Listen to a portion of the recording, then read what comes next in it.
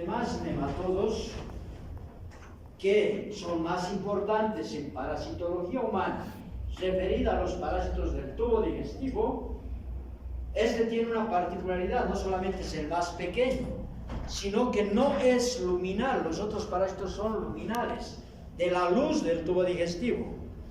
Este parásito es tisular. ¿Qué quiere decir tisular? Que no tiene como hábitat la luz del tubo digestivo. Su hábitat es en el tubo digestivo, pero ojo, no la luz, sino la pared del duodeno y del yeyuno. Entonces, tiene esa particularidad interesante. Otra de las cosas, cuando hablábamos de ancilostómidos, yo les mostraba una imagen, bueno, no sé si alguno de ustedes ha oído, tal vez ninguno, ¿sí? Yo les mostraba unas imágenes donde en una mano había un ascaris lumbricoides, ¿sí? Y al ladito ponía el ancilostómido, que era chiquitito, de 1 centímetro, el ascaris como más que una mano, ¿verdad? No pongo la misma pues estaba por poner, digo, pero ¿qué voy a poner si este parásito no se ve? Vale decir, no es macroscópico, no se lo ve, es microscópico, ¿ok? Entonces es una de sus particularidades. Ahora, no he entrado antes porque estaba tratando de que esto se reproduce, pero lamentablemente, por ir poniendo en diferentes computadoras, el link está perdido y tengo que buscarlo manualmente, pero me voy a tardar demasiado, ¿no? Entonces tengo que usar una computadora. Y estos estaban los parásitos moviéndose. Y es de uno de los casos que hemos tenido. Pero imagínense, ahí hay varios parásitos. Pero esa muestra ya estaba completamente diluida, la hemos tenido que diluir así con solución fisiológica, porque la cantidad de parásitos era extraordinariamente grande. Imagínense algo así, ¿ok? Entonces, de entrada, al solo ver el examen en laboratorio, este era un caso que ha llegado al INLASA, entonces nosotros solamente viendo, nos pusimos en contacto con los médicos para decirles que tenían un caso grave de estrongiloidosis. ¿Por qué? Porque era alta la cantidad de parásitos y además, vamos a ver más adelante, lo habitual es que nosotros veamos larvas, pero larvas rhabditoides. Entonces aquí había larvas rhabditoides y había larvas filariformes. Entonces este era un caso grave y de pronto si no tomaban acciones rápido el paciente iba a morir. ¿Sí? Bueno, nos hemos puesto en contacto, pero no se han puesto en contacto ellos con nosotros para hablar del caso, no sé qué han hecho. ¿Sí? Entonces, qué pena que no se pueda reproducir porque, ¿sí? Para que me crean, ¿ven? Pero no hay reproducción. ¿Sí? Entonces, Strongyloides estercoralis es una especie de importancia médica, pero curiosamente que provoca con más frecuencia infecciones asintomáticas y en otras oportunidades provoca cuadros serios que pueden ser inclusive mortales. Entonces lo que el parásito provoca es la estrongiloidosis, ¿sí? Ahora, la estrongiloidosis es la infección sintomática o asintomática.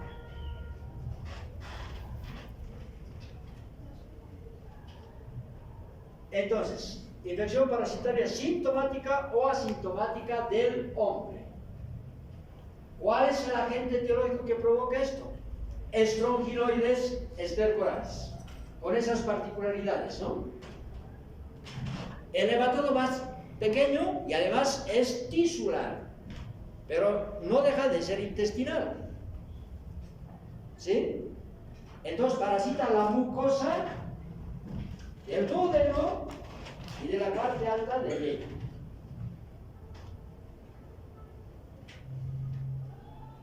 Ahora, excepcionalmente la estrongiloidosis es provocada por estrongiloides Fueleborni. Pero este es un parásito, Strongyloides es propio del humano, es un parásito antroponótico, pero Strongyloides fueleborni es un parásito zoonótico. ¿Qué quiere decir? Que no es solamente del humano. ¿Y cuál es el hospedador habitual de Strongyloides fueleborni? Son primates inferiores.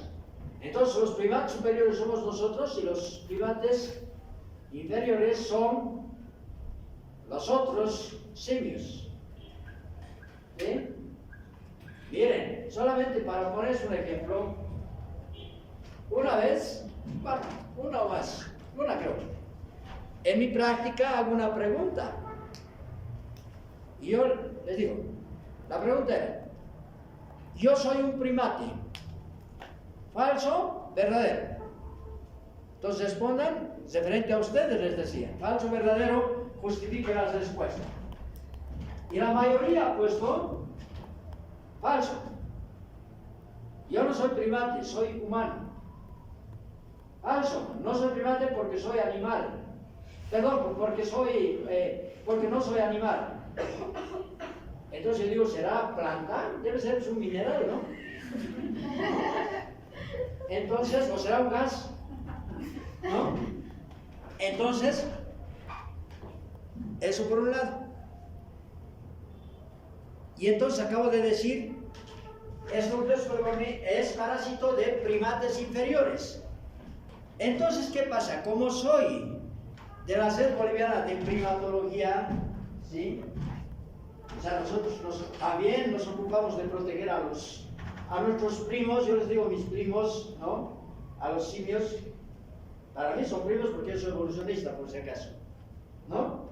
Entonces, alguien hace que no diga, primates inferiores, o sea, son los superiores, sin embargo, somos los únicos que nos queremos autodestruir, ¿no ve?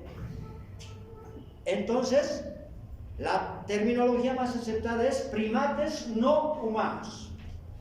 ¿Ok? Ahora, ¿por qué mencionamos esto? Y lo vamos a mencionar ahora y ya no lo vamos a volver a repetir. Porque es posible encontrar infecciones por esta otra especie que tiene características muy similares a Strongyloides tercoralis, pero que las infecciones están restringidas a África. Entonces, no hay infecciones que se hayan detectado en otros lugares. Pero ojo, puede ser que como estamos en la época de la globalización y por las migraciones, por ejemplo, hemos tenido gente de aquí, de Bolivia, que se ha ido con los cascos azules, con las fuerzas de paz a África. Y de hecho nosotros hacíamos la vigilancia de la salud de estos paisanos que se iban allá. Entonces yo que sé, pueden volver infectados con este parásito, ¿verdad? O puede ser que haya gente que haya gente llegado de África, habitantes de África, y hayan venido infectados. Y puede ser que ese parásito tal vez ya está circulando en el Nuevo Mundo también. ¿Ok? No lo sabemos. Por el momento, solo le mencionamos que excepcionalmente Strongyloides fueleborni puede provocar infecciones. En este caso ya es una zoonosis, esta es una antroponosis, y con la particularidad de que está restringida esta otra especie a... Bien, si provoca, obviamente, si no hay síntomas, no provoca nada, no provoca enfermedad. Entonces, la mayoría de las veces las infecciones por Strongyloides tercoralis son asintomáticas y por lo tanto pasan ignoradas completamente. Y por eso, a pesar de ser geoermito, a pesar de estar entre los geoermitos que tienen importancia en la salud pública, no es la especie que está incluida como las especies que debemos eliminar con la desparasitación masiva. ¿Por qué no se la ha incluido? Porque no se diagnostica con frecuencia. ¿Por qué no se diagnostica? Porque ni siquiera provoca manifestaciones clínicas, por un lado. Y por otro lado, porque las infecciones son asintomáticas, por lo general, en las personas inmunocompetentes. Por lo tanto, las cargas parasitarias son bajas. ¿Y por qué son bajas? Porque las hembras ponen pocos huevos. Otra de las cosas importantes en relación a este parásito es que solamente parasitan las hembras. Por lo tanto, los machos no son parásitos. ¿Se dan cuenta? Y por eso Strongyloides estercolase es un parásito extraordinariamente interesante. No sé si está en la anterior. No. Está en la siguiente. Ahora, la mayoría de las veces, les decía, estamos hablando como del 85%, son infecciones asintomáticas. Este parásito puede provocar infecciones crónicas persistentes. Eso quiere decir que una persona que se haya infectado, aunque sea por única vez, puede permanecer infectada durante décadas. Hay ejemplos de personas infectadas 20 años, 30 años. Ahora la pregunta es, ¿el parásito vive tanto? No, el parásito tiene una longevidad corta. Pero ¿qué pasa? Este parásito, curiosamente, a pesar de ser geoelvito, tiene ciclos de autoinfección. Provoca autoinfección interna y autoinfección externa. Y ustedes, si se recuerdan de Ascaris lumbricoides, dicen, pero ¿cómo puede haber autoinfección? En Ascaris es imposible. Entonces, ¿cómo es en este parásito ocurre? Ya lo vamos a ver. Por eso esta clase es exclusivamente de biología, morfología y de ciclo biológico. ¿Ok? Ahí ya vamos a ver. Entonces, es curioso. Y por eso pueden haber infecciones prolongadas, asintomáticas. Entonces, imagínense, puede haber una persona, digamos, alguno de los cascos azules, digamos, que nunca ha salido del altiplano y se ha ido a África, de Bolivia. Obvio que no se ha ido a África, como puede pasar con muchos de nosotros. Casi nunca ha salido de La Paz, pero una vez así le han ofrecido ir a pasear por Caranavi, que no es muy lejos, que también aquí en el departamento de La Paz, donde hay Strongyloides. Se ha infectado porque han ido, que hacía calor, dice nunca más voy a volver al calor, no me gusta, pero sí se ha ido a bañar y demás, sus piecitos han pisado en el barro donde estaban las formas infectantes, se infectó y nunca más fue. Y es más, hasta se ha olvidado que fue. Y resulta que tenía 40 años cuando fue por única vez y nunca más quiso volver por el calor. Y resulta que cuando tiene 60 años, por ejemplo, le diagnostican estrongiloidosis. Le dice, ¿usted ha viajado? Y ni se acuerda. ¿Me entienden? Y resulta que tiene un parásito que es tropical. Este parásito es tropical, no es de zonas subtropicales, es más exigente. Este parásito requiere de temperaturas más altas, es tropical. Entonces puede haber eso. Y obviamente eso el médico lo tiene que conocer. Porque la pregunta siempre que se hace, ¿usted ha viajado? Sí, pero pensamos a corto plazo. ¿Ha viajado en este mes? Yo qué sé, este año y demás. Pero el antecedente puede ser muy antiguo. Ahora, cuando provoca manifestaciones clínicas, que es la minoría de las veces, las manifestaciones clínicas son leves, entonces provoca una estrongiloidosis leve. Y las manifestaciones clínicas de la estrongiloidosis leve son completamente inespecíficas. Casi ni siquiera hay dolor, la mayoría de las veces no hay dolor. Puede eventualmente haber algún cuadro de diarrea que dura poco y se pasa, a tal punto que la diarrea tal vez, a pesar de tener estrongiloides, no se debió a eso, sino de pronto ha comido algo que le ha provocado aquello.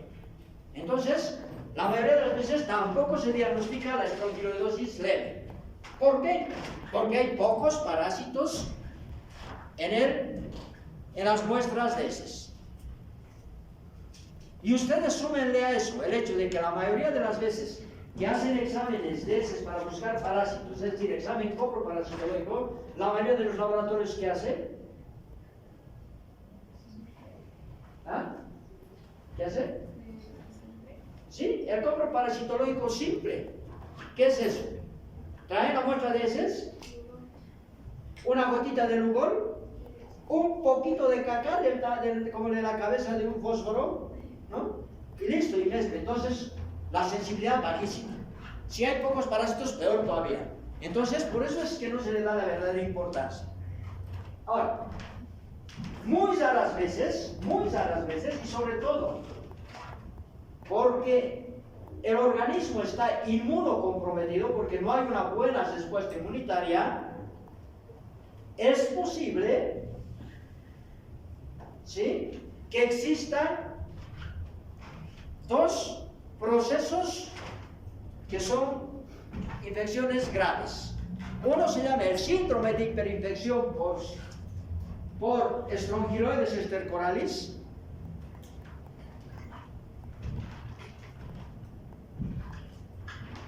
y la forma más grave es la estrongiloidosis diseminada. ¿Sí? Ya les voy a explicar en el momento de hablar del ciclo biológico. No me toca hablar de estrongiloidosis, es decir, de la enfermedad. Yo solamente voy a hablar del ciclo. Ahí les voy a mencionar, en estos casos puede haber hiperinfección y esa hiperinfección puede llevar a la estrongiloidosis diseminada. No habrá estrongiloidosis diseminada si previamente no ha habido hiperinfección. Por eso es importante que veamos el ciclo, porque todo está relacionado con el ciclo biológico del parásito.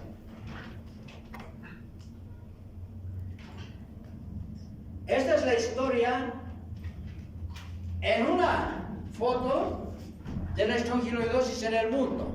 Entonces, mientras más oscuro sea el color, ahí dice mayor al 50%. Eso quiere decir, ¿sí?, que por lo menos una de cada dos personas está parasitada. Imagínense, eso es demasiado. ¿Sí? ¿Dónde pasa eso? Uno va a decir, debe ser África, ¿no? No había sido África, cielos. No había sido África. Entonces, ¿se acuerdan? Cuando yo les dije, hay personas que han ido de aquí, bueno, nosotros también hemos ido, ¿sí?, con los casos azules, pero han ido a la República Democrática del Congo. ¿Alguien me puede mostrar dónde está la República Democrática del Congo ahí? A ver, pasa. No importa. Pasa. Puedo adivinar, pero... Bueno, pero trate de adivinar. Sí. Tal vez sería... No. Pero cero.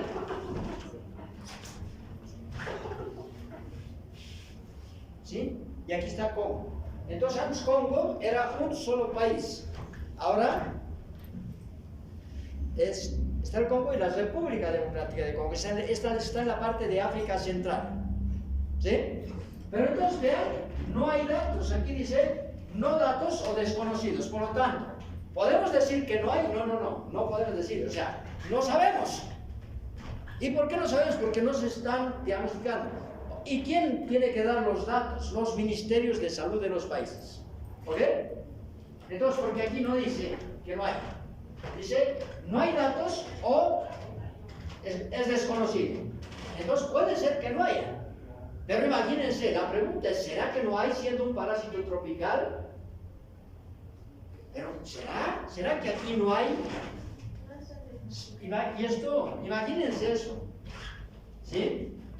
Imagínense, estamos hablando del país más rico del mundo y estamos hablando de los que en su momento han querido ser de primer mundo y ahora están con una tremenda crisis, nuestros vecinos. Vean, ¿dónde está el lugar más oscuro? ¿Ah? Argentina. O sea, se dan cuenta, uno diría que es un problema de África. Ustedes pregunten a cualquier médico que vean, familiar, amigo, profesor, lo que sea, pregúntenles si han tenido un caso de estrongiloidosis. Les apuesto, 90% de las veces van a decir que no. Es que es problema y es el criterio, aunque no me crean, dicen, no es un problema tropical de África. Puede ser que aquí el problema sea tan como esto. Puede ser, aquí sobre todo esta parte es la más complicada de África. Esta parte porque es la parte más, con menos recursos naturales de África, este sector, ¿sí? Y este sector porque es el más endémico en diferentes enfermedades infecciosas. Entre las más importantes, la malaria, el SIDA, allí. Entonces, seguro que puede haber esto también. Pero entonces, ¿por qué hay más datos aquí? ¿Por qué hay más datos? ¿Por qué? Por lo menos hay esto, ¿no? Aquí que dice, dosado, 0 a 10%. O sea, hay un poco, ¿verdad? Si allá hay, ¿y por qué no hay? Porque aquí también están los ricos, ¿no? País muy rico. ¿Y que hace calor? ¿Será que no hay? Tal vez sí hay, ¿no? Pero no hay casos reportados. Nos quedamos con la duda, porque aquí no hay, en ningún lugar dice 0 como tal. 0 a 10 quiere decir que está en el rango, está por encima de 0 y por debajo de, y hasta 10, mejor dicho. ¿Ok? Entonces, tantas vueltas para... ¿Qué está pasando por aquí? No sabemos. Sabemos lo que está pasando en América y podemos, miren, ¿por qué es tan importante ese mapa? A lo que generalmente no le damos mucha importancia. Porque nos damos cuenta que la estrongiloidosis es un problema importante del Nuevo Mundo. ¿O no? Porque no es que todo está rosado, miren, México está rosado. Pero ¿qué pasa con Ecuador, Colombia, Venezuela? ¿Qué es esto? ¿Ah? ¿Guyana?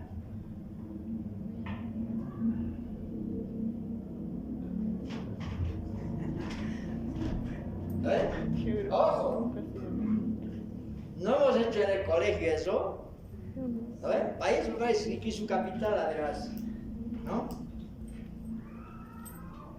Surinam y Guyana Francesa.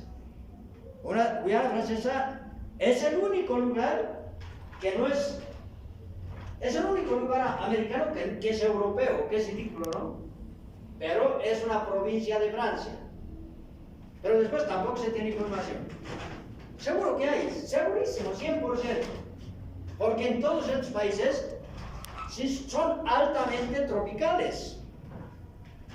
Todos están en la cuenca amazónica, todos. ¿Sí? Entonces, vean, después de Argentina, Brasil, Perú. Entonces, son países importantes. Chile no tiene selva. No tiene zonas tropicales como tal. Entonces, puede ser que no haya o que haya poco. Uruguay se llama, ¿qué se llama? El país que aparte de Uruguay, ¿cómo tiene su...?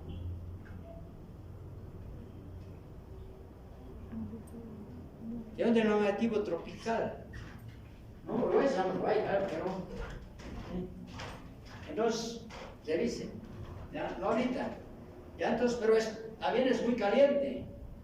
Entonces aquí, puede ser que las condiciones de vida son mejores, porque sí, le dicen también la pequeña Suiza, o sea, vive muy bien. Entonces ya, porque hay buenas condiciones de vida. Bueno, ojo, pero yo pienso que hay. Paraguay. Paraguay es muy tropical. Y las condiciones de vida no son tan maravillosas.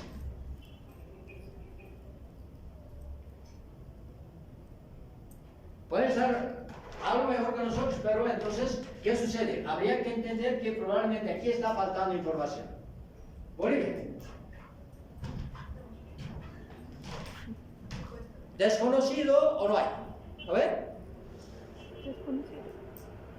Nosotros les aseguramos que hay lugares de Bolivia, hay comunidades donde más del 50% de los niños con una sola muestra de heces siendo que hemos dicho que hay pocos parásitos en las infecciones, 50% o más. Por lo tanto, podemos pensar de que en algunos lugares se podría aproximar al 100%. ¿Por qué no hay datos? Porque el ministerio nunca ha reportado esta información. Y esto es un mapa de la Organización Mundial de la Salud que ha sido publicado en este trabajo por este autor hace 10 años. Y las cosas no han cambiado mucho. ¿Ok? Entonces, pero ya, si hacemos abstracción de esto, pues es un problema de nuevo mundo. Y de países, miren, ¿qué significa eso? 40 a 50%. Uno de cada dos norteamericanos, perdón, no norteamericanos, estadounidenses, tiene estrogenesis. ¿Qué pasa con Canadá, otro país rico? ¿Sí? Creo que 20 a 30, no sé si 30 a 40 o 20 a 30, ¿no? Porque el color más o menos es similar. Ya, pero por lo menos 20 a 30, o sea, uno de cada tres. O sea, ¿sí?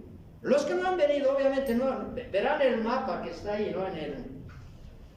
En la fotocopia que está además actualizada, creo que es del año pasado. ¿Sí? Entonces, pero no habrán hecho este análisis. Por lo tanto, podría ser una pregunta, ¿no? En uno de los exámenes de semana, podría ser, ¿o no? ¿Dónde está el mayor problema? Alguna cosa así de infección. Pero curiosamente, imagínense cuántos millones de habitantes hay. ¿Cuántos millones de infectados hay? Si tomamos en cuenta estos indicadores, más del 50%.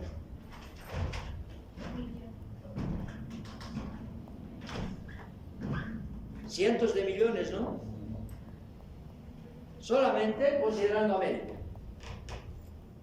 Porque estamos viendo entre los países más poblados de América, Estados Unidos, México, Brasil, que además está entre los más poblados del mundo. Vean, el más poblado, China, ahí está, 10 a 20%. ¿Cuántos millones de chinos hay? Más ahora. Más. Alrededor de 2.000 millones. ¿Sí? En otro país muy poblado no tiene información. Entonces imagínense la cantidad. ¿Sí? Ahora, y a pesar de eso, no se diagnostican los casos. La pregunta, nuevamente, no se olvide, pregúntenle a cualquier médico interno, residente, su cuate de internado, quien sea, ¿con qué frecuencia se diagnostica? Y va a decir que nunca. La mayoría.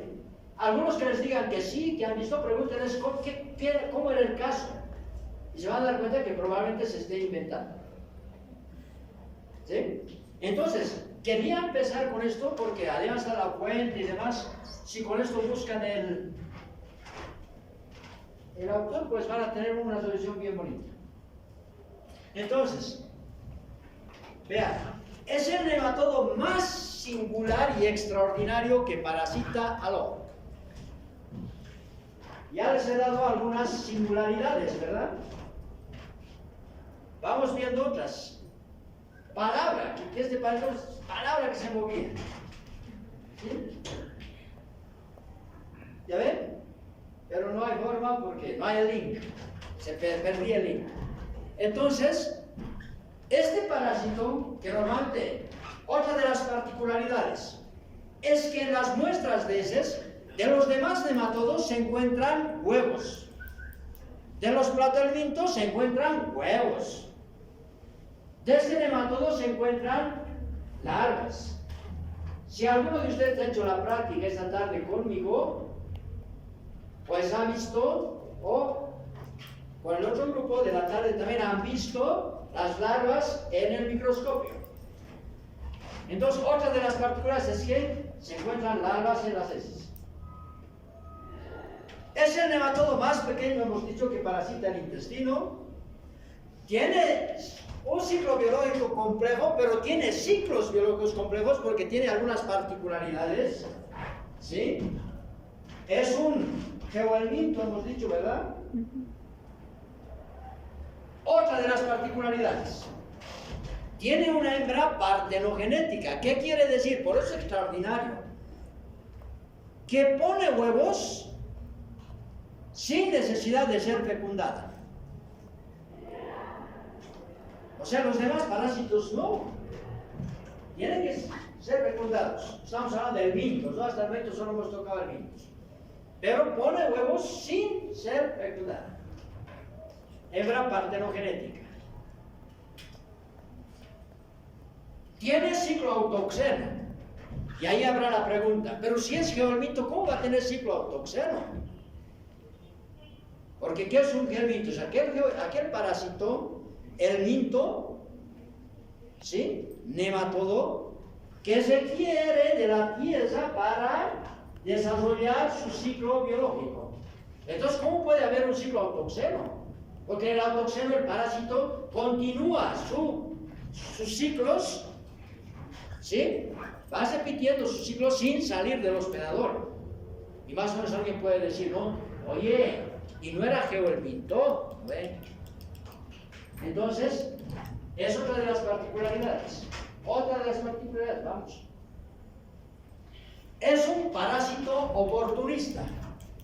De los helmintos que hemos visto hasta ahora, este es el primer parásito oportunista. ¿Qué quiere decir? Que por lo general provocará infecciones asintomáticas, pero cuando la respuesta inmunitaria se afecta a la respuesta inmunitaria y deja de ser inmunocompetente y se convierte en inmunocomprometido, entonces el parásito puede provocar infecciones graves y hasta mortales. Ahora, ¿por qué bajan las defensas? Puede bajar porque la persona esté desnutrida. Pueden bajar las defensas porque la persona, ¿sí?, esté con cáncer. Pueden bajar las defensas, ¿sí?, por culpa del médico. ¿Por qué? Ya, pero por traslados, pero ¿y? Si le van a hacer un trasplante a una persona, esa persona ¿qué va a recibir? Un órgano o un tejido de otra persona, de un donante que sea altamente compatible, ¿no? La persona más compatible va a ser el hermano. La hermana o el hermano, no estoy utilizando el término de hermano porque incluye a los dos, pero tal vez todavía es necesario decir la o él, ¿no? Entonces, siempre y cuando, por lo menos, ¿sí?, tenga el mismo grupo sanguíneo. Porque pueden ser hermanos, si son de diferentes grupos sanguíneos, de entrada no son compatibles. ¿Sí? Si son del mismo grupo sanguíneo, es probable que sean altamente compatibles. ¿Por qué? Y son más compatibles que con el padre o con la madre. ¿Por qué? Porque los hermanos están compartiendo genes del padre y de la madre, ¿verdad? Entonces, pero a pesar de eso, a pesar de que sea altamente compatible y le ponen un tejido extraño, puede ser que el organismo rechace ese tejido. Imagínense un riñón, ha estado esperando un riñón durante mucho tiempo y consigue el riñón. Y el hermano dice, no, por mi hermano ya, aquí está el riñón, ¿no? Ojo, se está quedando con la mitad, ¿no? Con uno de dos. Y obviamente la idea es de que funcione. de que se acepte por el organismo receptor. Entonces, ¿para eso qué va a hacer el médico? Le va a dar medicamentos que se denominan citostatina. ¿Sí? Medicamentos que le van a bajar la respuesta inmunitaria. Entonces la persona no tiene su respuesta inmunitaria disminuida de manera natural. De manera natural puede ser por una enfermedad, por desnutrición, puede ser porque tiene SIDA. ¿Ok? Pero en este caso el médico le está bajando. Entonces ya no es un inmunocomprometido, ya no es inmunocompetente. Pero el inmunocomprometido puede ser, ¿sí?, un inmunodeprimido, y el inmunodeprimido es por cáncer, por otras enfermedades, por desnutrición. Ese es inmunodeprimido. El que a propósito ha recibido medicamentos para bajar la respuesta inmunitaria es un inmunosuprimido. Entonces quiero que entiendan una cosa. Todos nosotros, si estamos con nuestra respuesta inmunitaria en buenas condiciones, somos inmunocompetentes. Si baja nuestra respuesta inmunitaria, sea por cualquier cosa, estamos inmunocomprometidos. Inmunocomprometidos quiere decir que nuestra respuesta inmunitaria está afectada. Si es por causas naturales, estamos inmunodeprimidos. Si es por medicamentos que me ha dado el médico para bajarme la respuesta inmunitaria o para tratarme de otra enfermedad, estoy inmunosuprimido. Entonces, puede ser, como usted va a decir, ya, puede ser porque vas a recibir un trasplante. ¿El médico ha hecho bien? Claro que ha hecho bien. Tenía que evitar que se rechace, porque los rechazos de órganos o de tejidos son por la respuesta inmunitaria. ¿Ok? Ha hecho bien el médico. Hasta por ahí. Debería haber investigado si no estaba infectado, no solo por este parásito, sino por otros parásitos que, si baja la respuesta inmunitaria, pueden provocar enfermedades graves. Si esta persona tenía estronquiloidosis, le baja la respuesta inmunitaria, se activa la infección y entonces puede llegar a tener infecciones graves. ¿Cuáles infecciones? Síndrome de hiperinfección. Y si es más grave, estronquiloidosis diseminada y se puede morir. Tal vez en su trasplante vivió un poquito más todavía. Tal vez hemos querido hacer las cosas bien. Tal vez hacer los exámenes para conseguir el donante ha sido difícil. Y si no fue un familiar, había que esperar que se muera alguien que estaba registrado como donante y que sea compatible. Y hacer los exámenes de compatibilidad son caros. Y Falcón se muere. Entonces, ¿será que los médicos tenemos conciencia de que hay que investigar estas y otras enfermedades que son oportunistas? No. Entonces, por eso es importante. Y con más frecuencia las formas graves de la enfermedad se van a dar en otras infecciones. Perdón, en otros casos, en otras enfermedades. Porque el médico le da tratamiento al paciente. ¿Qué le da? Corticoides. La administración de corticoides. ¿Y para qué le da corticoides? Porque tiene enfermedades de las articulaciones, como son las artritis, por ejemplo. Porque tiene asma, el asma es muy frecuente. Y le da cantidades de corticoides y resulta que su parásito estaba tranquilo, vivía en paz con el organismo. Con los corticoides le bajan la respuesta inmunitaria y además los corticoides le ayudan al parásito en su ciclo biológico. Y se muere. De hecho, el último paciente que sé que ha muerto con estronquiloidosis, que ha muerto por aquí, ¿sí?, y que nosotros hemos hecho el diagnóstico, ha sido porque estaba recibiendo corticoides. Entonces es la principal causa para que un parásito de ciclo normal se transforma en un parásito oportunista. De un ciclo, no está cumpliendo su ciclo tranquilo, no pasa nada, no le afecta al organismo y demás. Lo único que está haciendo es vivir la vida en su casita. ¿Cuál es su casita? El organismo humano. Y vean, y es otra particularidad. A pesar de ser geohelminto, tiene ciclos de autoinfección interna y externa.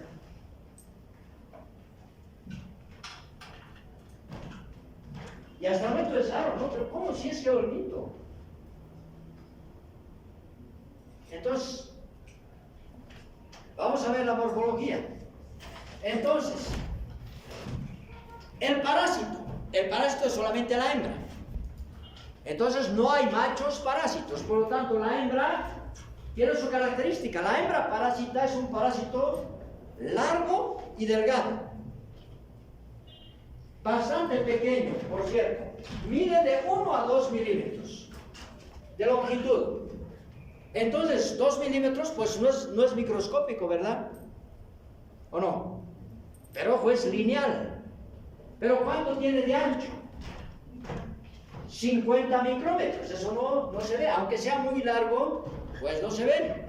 Entonces es microscópico a la vista. Solamente podemos verlo con microscopio.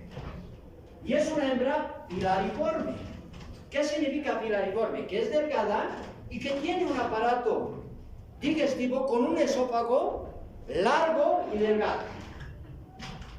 Un esófago largo y delgado. ¿Ok? Ahora, también hay machos, pero los machos no son parásitos, son de vida libre. Y también hay hembras de vida libre. Quiere decir que no están en un hospedador, están en la tierra.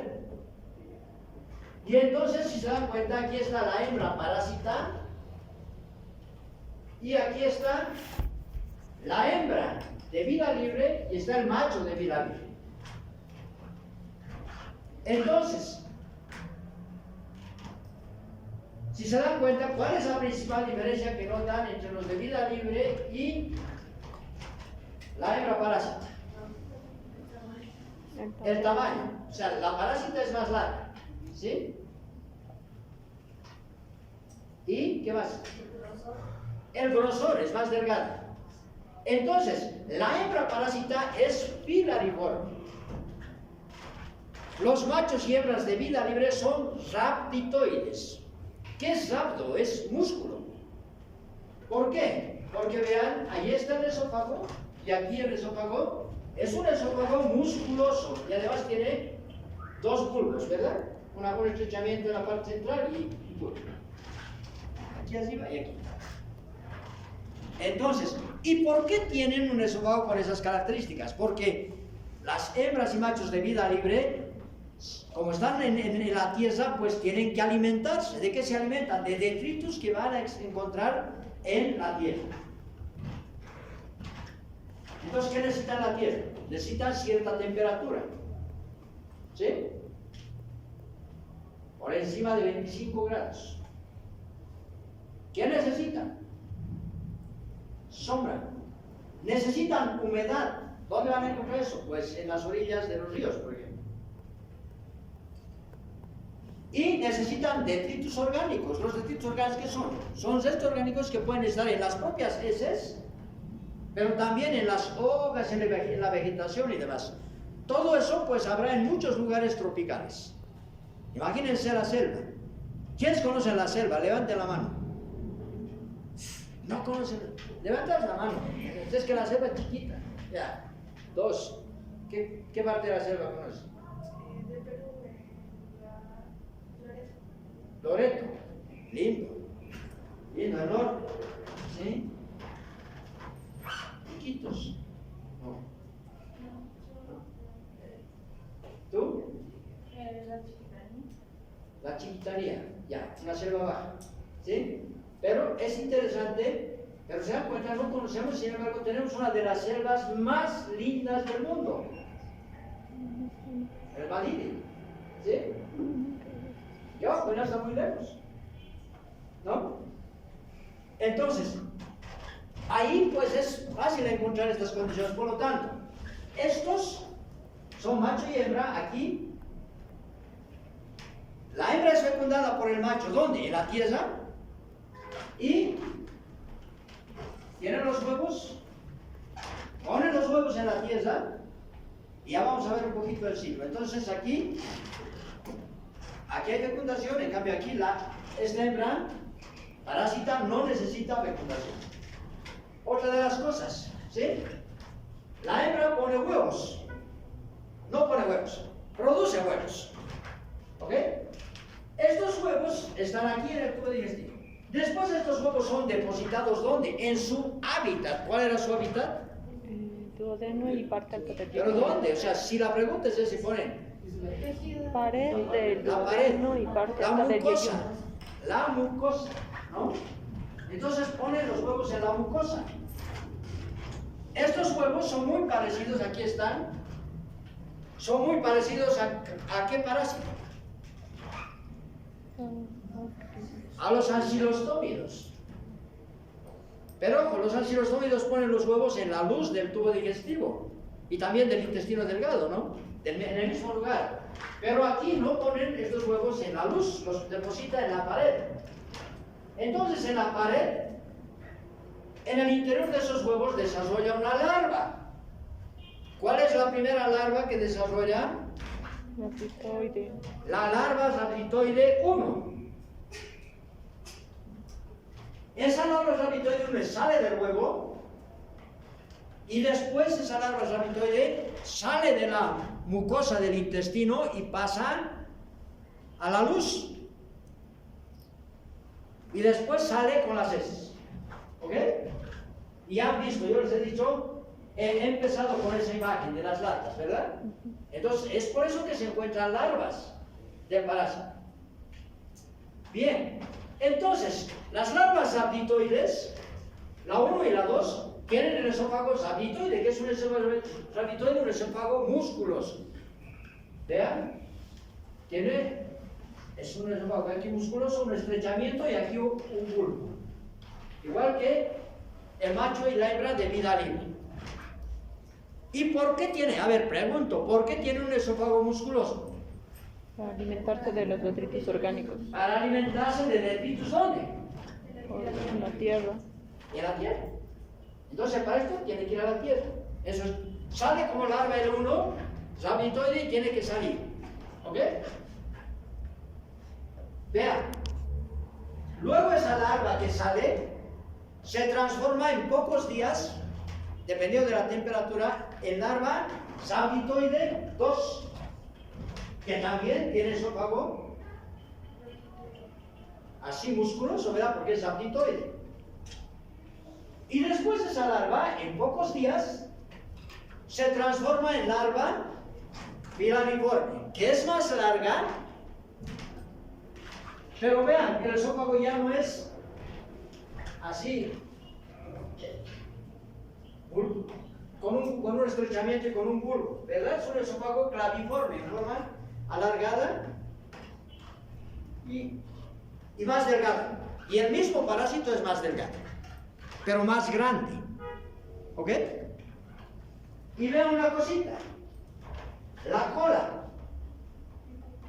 La cola bifurcal tiene una escotadura, ¿sí? O una muesca, 2 puntas, ¿sí?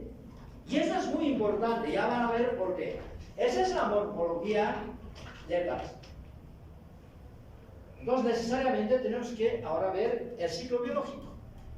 Esta es la larva partenogenética, la parásita, y ojo, y casi nunca la vamos a encontrar, o es muy difícil encontrarla. ¿Por qué? Porque esta larva está en el tejido, en la pared.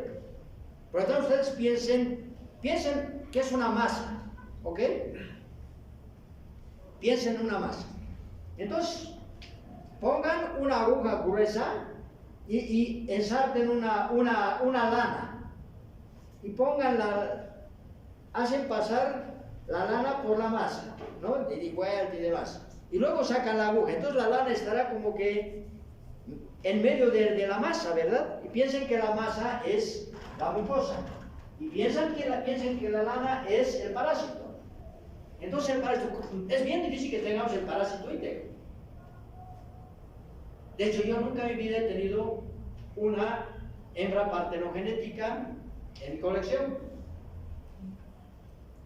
Pero ojo, sí se la puede encontrar. ¿Dónde? En la mucosa. Entonces lo más probable es que encontremos al parásito en la mucosa. Pero ojo, el parásito no está cerquito, ¿no? Está así, ¿no? Como que soñado, ¿no? En medio del tejido.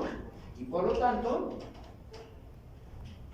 este es el tejido y aquí está un pedacito de parásito, ¿sí? Otro pedacito de parásito y vemos pedacitos. Entonces ustedes imagínense que es como tener un ovillo, ¿sí? Y hacen un corte, pues se va a cortar, ¿no? A veces un poco más longitudinalmente, en otros casos será un pedacito nada más, etc. ¿Ok? Entonces,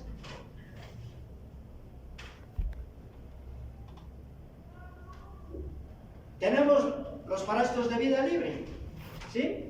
Y aquí podemos ver, ¿sí? La hembra, porque el extremo posterior es acusado y no es incurvado, como un gancho. En los machos, con la excepción de los ancilostómidos, donde los machos tienen como una campana, ¿verdad?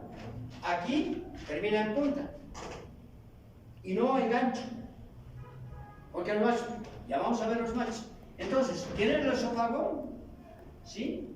Que es apitoide, y en el interior, vean, estos son los huevos.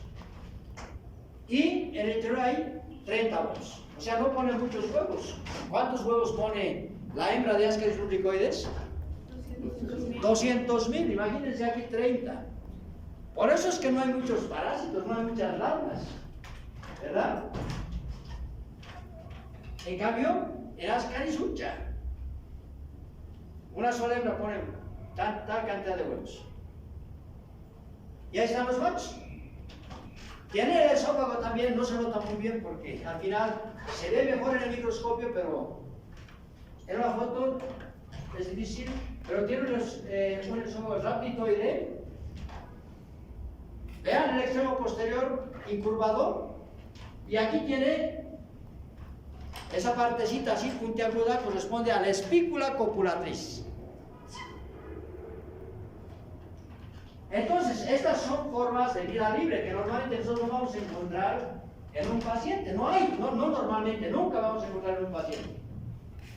Pero ¿por qué lo mencionamos? Porque estas formas van a poder ser encontradas en la tierra. Pero ojo, si alguien quiere buscar trofeos en la tierra, pues va a encontrar muchos nematodos y no va a saber cuáles puede encontrar ancilostómidos. Los de humanos y los de perros y los de otros animales también. Puede encontrar nematodos de vida libre, entonces buscar nematodos en la tierra es difícil, es muy alta especialidad. ¿Ok? Pero vamos a ver que esto es muy importante en el ciclo. Ahora vean, estas son larvas.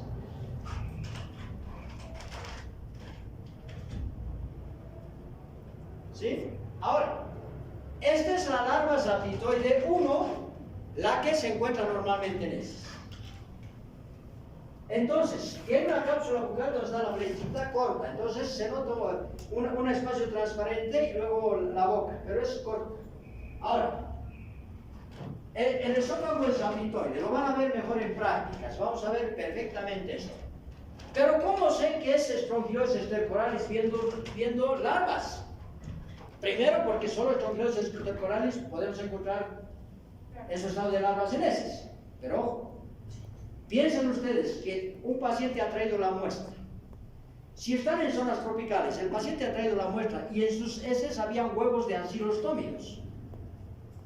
Si han dejado las muestras de heces unos 2 días, pues en esas muestras de heces es probable que ya no van a haber huevos, ya van a haber larvas. ¿Ok? Entonces eso puede pasar, pero ¿cómo sabemos que corresponde a Strongyloides stercoralis? Y también piensen en otra cosa. Los huevos de Ascaris lubricoides permanecen viables aunque estén en formol. Y por eso es que en los huevos a veces se observan larvas. Y a veces uno está viendo al microscopio y el huevo se rompe y sale una larva, a pesar de que esté con formol. Entonces, ¿Cómo diferenciar, cómo reconocer a estrangiloides estercorales en su etapa de larvas rhabditoides? Por esto. Vean, en la unión de los dos tercios proximales con el tercio distal, hay una estructura un tanto romboidal, ¿sí?, que es el primordio genital. Entonces, es importante ver si tiene o no tiene primordio genital. ¿Ok? Si tiene primordio genital, tiene el esófago rhabditoide, listo. Ustedes pueden apostar que se trata de estrongiloides estercorales.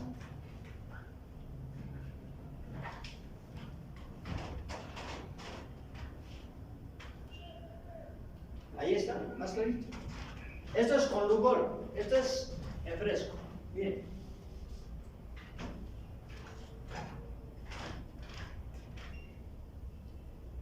Y ahí está, lo de la cápsula bucal. ¿Vean? Aquí empieza el esófago y aquí parte de la cápsula bucal. Y vean, en la imagen de arriba, a pesar de que es un parásito que no está con coloración, está en fresco nada más, con una gotita de solución fisiológica, pueden ver, ahí está, la parte del esófago, ¿sí? Se nota bien los dos bulbos, ¿no?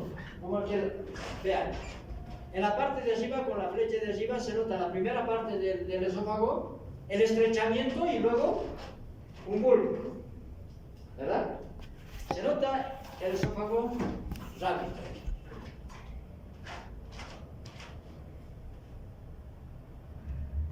¿Sí? Aquí en la larva filariforme prácticamente lo del primordio genital prácticamente tiende a desaparecer, pero ojo, ¿qué vamos a encontrar? Lo más importante es que podemos encontrar la escotadura, pero aquí no se ve. ¿Sí? Ahí sí. ¿Ya? Dos puntitos. Imagínense, para esto es más o menos chico, es microscopio.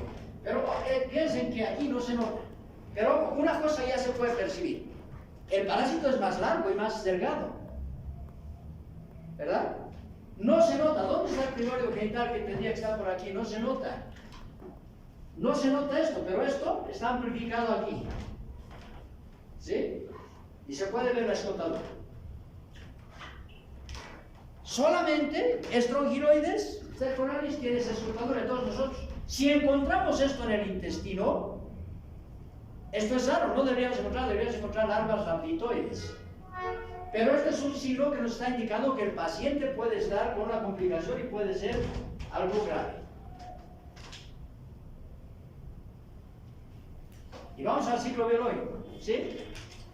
Más o menos va a ser sencillo porque es similar al ciclo de Ascaris lumbricoides y de los ancilostómicos. Con la particularidad de que en los ancilostómidos, ¿sí?, el ciclo es, veo 3 cámaras filmando. 3. ¿Sí? Entonces, la infección en el caso de Ascaris lumbricoides es porque con el agua contaminada o con vegetales crudos, contaminados, ingresan los huevos del parásito en su etapa de larva L3, pero dentro del huevo. Entonces la infección es por vía oral, ¿verdad? Y la larva rhabditoide se libera en el intestino, ¿verdad? En el caso de los ancilostómidos, de los 2 ancilostómidos de importancia médica, incluido el tercero, Ancylostoma ceylanicum en Asia, los parásitos ingresan a través de la piel, pero no ingresan en su etapa de huevo. Lo hacen activamente por el mecanismo de penetración activa facilitada por vía transcutánea, ¿no? Entonces aquí lo mismo, es similar a los ancilostómidos. ¿Qué pasa? La forma infectante, que son las larvas L3, están en el suelo. Estas larvas L3 secretan sustancias ¿sí? Para atravesar la piel y principalmente la piel de los pies. ¿Por qué la piel de los pies? ¿Por qué principalmente? No porque los parásitos elijan eso, porque es la parte de la piel que con más frecuencia está en contacto con la tierra húmeda, por ejemplo en las orillas de los ríos. Entonces en las orillas de los ríos están las larvas filariformes, y las larvas filariformes tienen tigmotropismo positivo. ¿Qué es el tigmotropismo? Es la propiedad de pegarse a las superficies, para pegarse a la piel. Tienen hidrotropismo y geotropismo negativo, es decir, ¿sí? No quieren estar en la tierra, entonces están así como que esperando, ¿no? Esperando el contacto con la piel. Entonces, entra en contacto con la piel y los parásitos van a ingresar, principalmente, hemos dicho, por el contacto de los pies descalzos con el suelo, pero sobre todo por los espacios interdigitales de los pies. Y pregunto, ¿por qué no por la planta de los pies? ¿Y por qué por los espacios interdigitales? La piel es muy gruesa. Porque la piel es gruesa, eso. No es porque no quiere, ¿no? No puede. Entonces ingresa más por aquí. Ahora, si la persona se echa, ¿no? Después, imagínense después de bañarse, es rico y tener un arroz, ¿no? Pues por cualquier lado. Se apoya, ¿no? Se siente, además se apoya, puede ingresar por los espacios interdigitales de las manos también, por cualquier parte. Menos por las partes más gruesas, ¿no? Algas y plantas. Entonces, el parásito ingresa por el mecanismo de penetración activa facilitada. Cuando ingresa, ojo, el parásito ya está en su fase invasiva. Empieza la fase invasiva. Entonces, en cuanto el parásito ya ingresa, ahí empieza el ciclo de luz. En el caso de Ascaris lumbricoides, el ciclo de luz empieza cuando el parásito invade la mucosa intestinal. En cambio aquí empieza ya cuando el parásito ingresa. Entonces, ¿qué acción patógena? Histolítica para ingresar. Ya empieza a invadir el tejido, entonces provoca una inflamación porque ha lesionado el tejido, porque es una acción proinflamatoria. Además es un parásito invasivo, entonces estimula la respuesta inmunoalergénica. Y entonces, ¿qué va a hacer el organismo para defenderse de los servitos que invaden tejidos? Lo que va a hacer es producir más eosinófilos. Entonces hay hipereosinofilia. ¿Ok? ¿Y qué hace el parásito? Si ingresa por aquí, el parásito asciende por los capilares, en su etapa de larva L3, llega a las venas de las extremidades inferiores progresivamente, ¿no? Va aumentando hasta llegar a las ilíacas, ¿no? Y después de las ilíacas, ¿a dónde llega? Vena cava inferior, ¿no? La vena más gruesa, ¿no? Y si ingresa por las manos, a la vena cava superior, entonces no siempre, ¿no? Puede ingresar por recientes. Pero al final el parásito llega al corazón derecho. En el corazón derecho se origina la arteria pulmonar, que es la única arteria que lleva sangre venosa, ¿verdad? Y entonces por la arteria pulmonar va hacia los pulmones, ¿sí? Aquí. Va hacia los pulmones y resulta, ya es el parásito ya ingresado de varios micrómetros, ¿verdad? De cientos de micrómetros. Entonces, ¿qué hace el parásito? El parásito pasa del capilar pulmonar, atraviesa el intersticio, la membrana alveolo capilar y pasa al alveolo. ¿En qué estadio? Pues, ¿cuál larva es la que empieza a invadir la luz del alveolo? La larva L3. Estaba en un ambiente estándar, porque el ambiente de la situación es estándar, es similar para todos nosotros, ¿verdad? No importa que la sangre esté en cualquier lugar, pero es más o menos similar. Pero ojo, cambia de ese ambiente líquido, sanguíneo, al abrirse al abrirse paso hacia la luz del alveolo, cambia de ambiente. Y eso estimula que el parásito mude a su siguiente estadio. Entonces ya a nivel a este lado, a nivel del alveolo, ya va a ser larva L4. O sea, en ese proceso de transición es donde empieza la muda. ¿Qué es la muda? Deja su cubierta y se transforma en otro estadio larva. ¿Sí?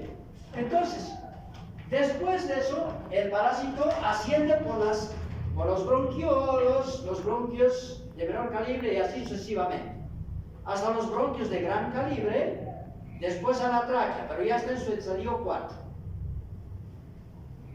Llega a la laringe, ¿sí? Ya a este nivel lo ve que la laringe prácticamente van a desembocar en un mismo lugar, ¿verdad? Laringe y laringe, ¿verdad?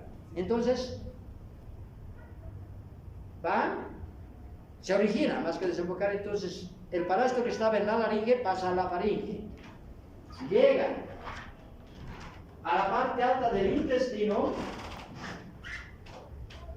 y alcanza el estadio L5 y llega a adulto.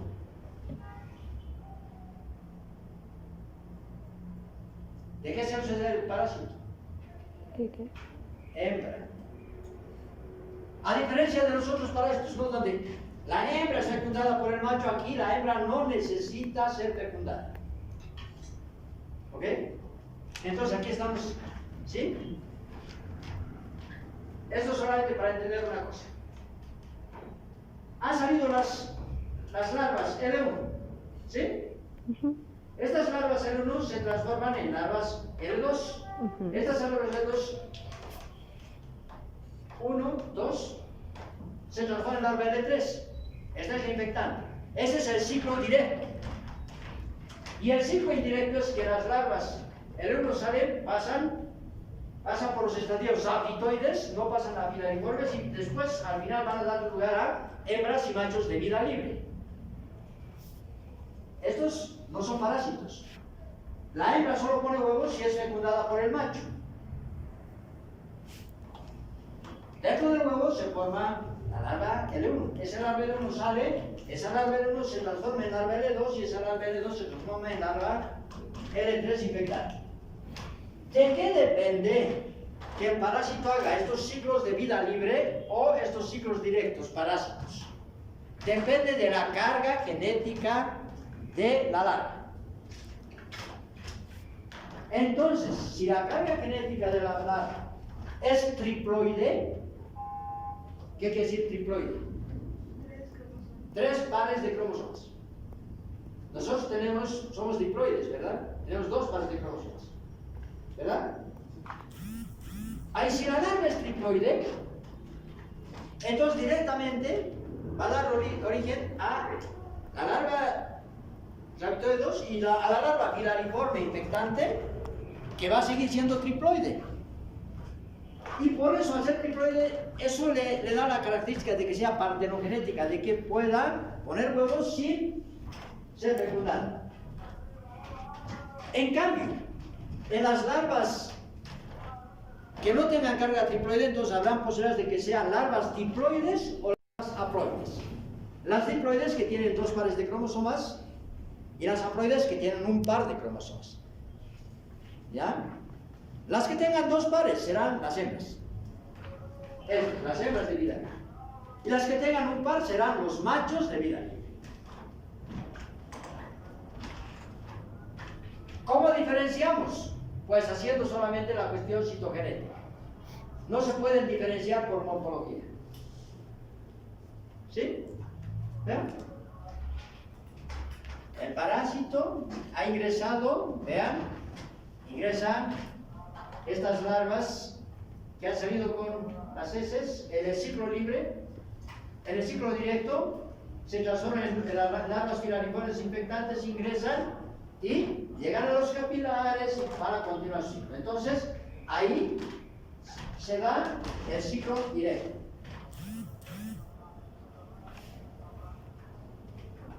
Para la circulación, ¿sí? hemos dicho, llega a los pulmones, del espacio capilar pasa a los alvéolos, aquí están las larvas, ascendiendo por el árbol respiratorio, ¿sí? Aquí en el esquema, ingresa por la circulación, pasa al corazón, llega a los pulmones y por los capilares llega a los alvéolos. Eso se llama ciclo de luz. ¿Sí?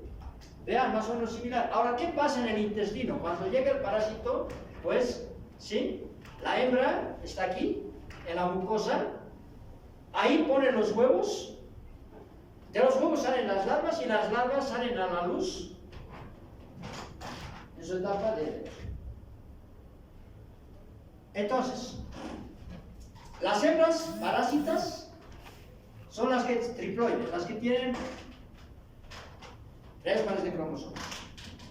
¿Sí? Las haploides tienen un par, perdón, tienen un huevo de cromosomas y las diploides tienen un par. Entonces, de eso depende de que hagan ciclos de vida libre o no. ¿Lo ves? Para entender, ¿sí? Los parásitos. Aquí están, aquí están las larvas que salen con las heces y que tienen, estas son haploides y estas son diploides. Las haploides dan lugar a los machos, las diploides a las hembras. ¿Sí? Entonces, bueno, disculpen, aquí está macho, aquí es hembra, ¿no? Porque antes son gays. ¿Sí? Entonces, esto estaba en inglés, entonces era ponerlo en español. Entonces aquí los huevos, después de la fecundación. Estos huevos ya dan lugar a larvas filariformes. Y las larvas filariformes también parasitan. Entonces, ¿para qué les sirve al parásito tener ciclos de vida libre? Si no encuentran hospedadores, las larvas se van a morir. Pero en los ciclos de vida libre se van a mantener en el medio ambiente. Entonces, ahora pueden encender la luz, por favor.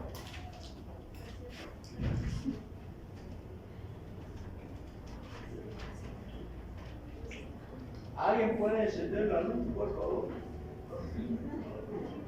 Oh, yo puedo hablar sin luz también, ¿no?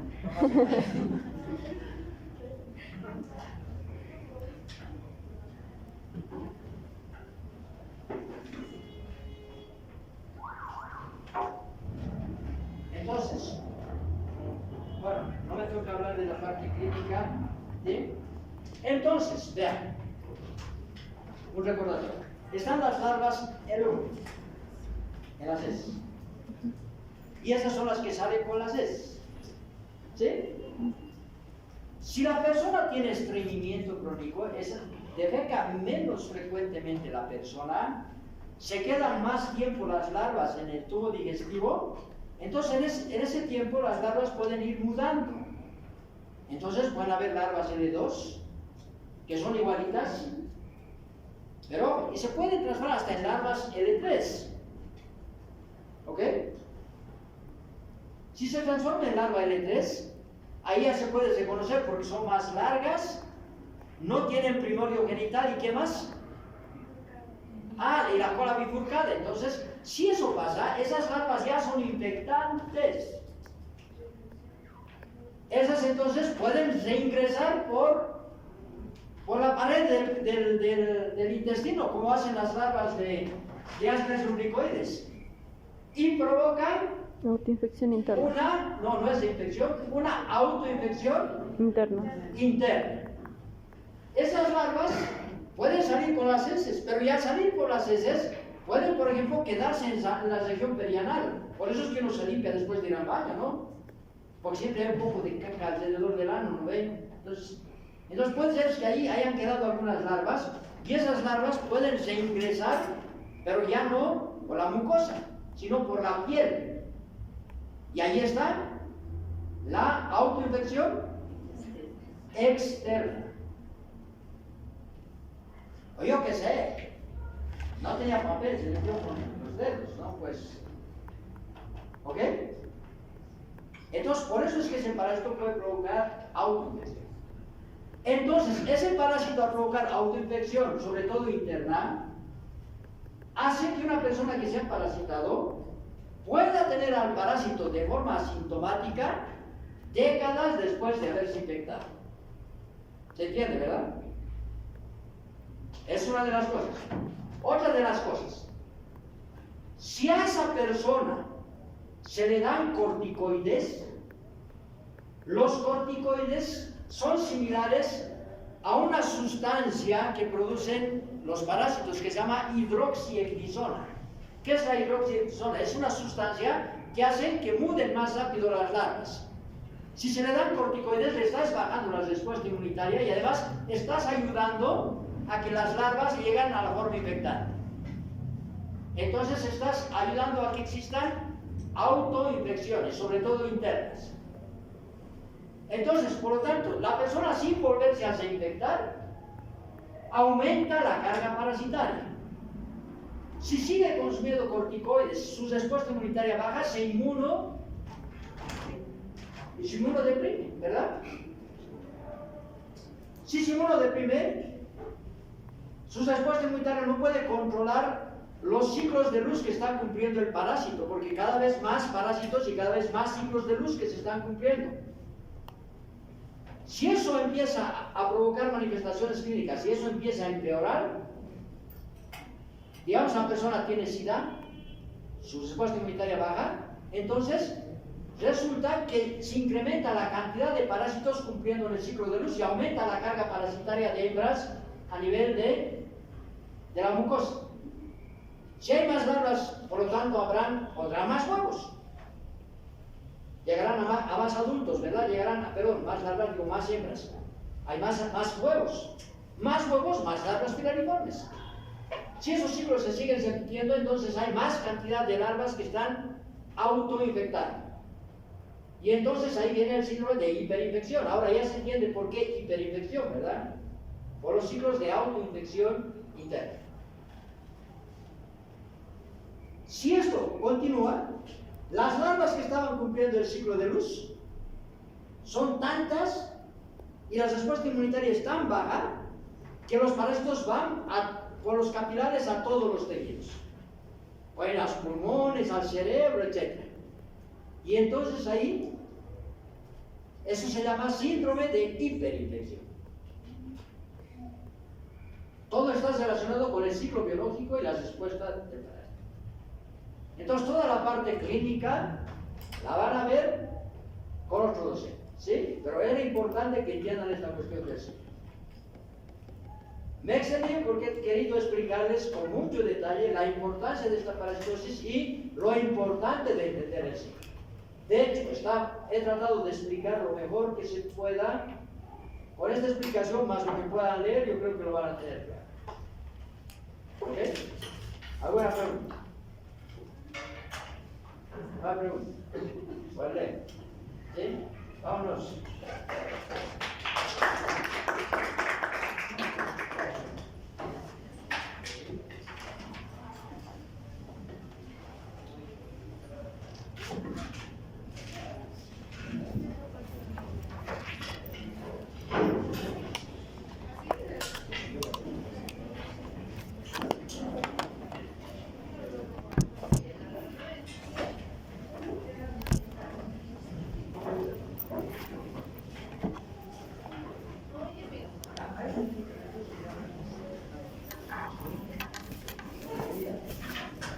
Usare che